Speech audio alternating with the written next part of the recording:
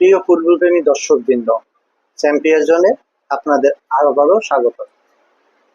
2026 বিশ্বকাপ শেষ হবে 20 জুলাই প্রথম প্রহর, অর্থাৎ 19 জুলাই দিবাগত রাত 1টায় ফাইনাল ম্যাচ অনুষ্ঠিত হওয়ার মধ্য দিয়ে।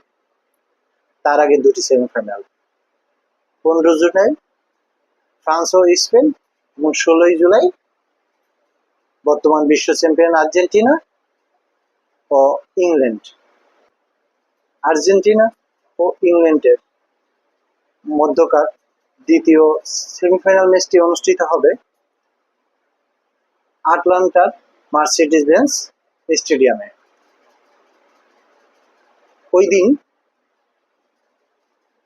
তাপমাত্রা থাকতে পারে 34 ডিগ্রি এবং বাতাসে আর্দ্রতার কারণে তাপমাত্রা অনুভূত হতে পারে 41 ডিগ্রি সেলসিয়াসের।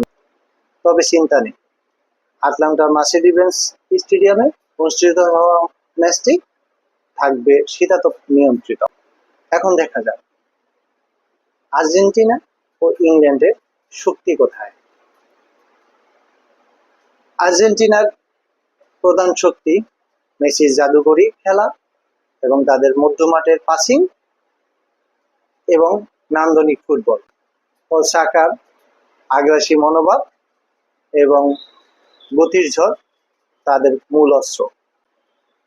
এখন দেখা যাক আর্জেন্টিনা ও ইংল্যান্ডের মধ্যে অনুষ্ঠিত হতে যাওয়া এই ম্যাচের পূর্বে তাদের অতীত পরিসংখ্যান।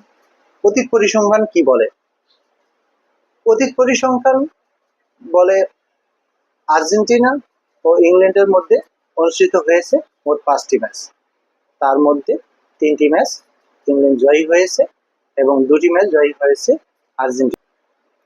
তার মধ্যে রয়েছে 1986 সালে হ্যান্ড অফ গড পরিচিত ম্যাচটি। অন্যটি পেনাল্টি শুটআউটে তারা জয়ী হয়েছে। তবে আর্জেন্টিনার ক্ষেত্রে এই অতীত পরিসংখ্যান একটু ভিন্ন। তারা এবার মতো চতুর্থবারের মতো সেমিফাইনাল খেলার যোগ্যতা অর্জন করেছে। তাদের ক্ষেত্রে তারা যতবারই সেমিফাইনালে উঠেছে তারা ততবারই ফাইনাল খেলেছে। এখন ইংল্যান্ড এবং আর্জেন্টিনার মধ্যকার হওয়ার ম্যাচটি নিয়ে সকল প্রশ্নের জবাব মিলবে আগামী 16 জুলাই দ্বিতীয় সেমিফাইনাল ম্যাচে। দেখার অপেক্ষায় আমি, আশা করি আপনিও।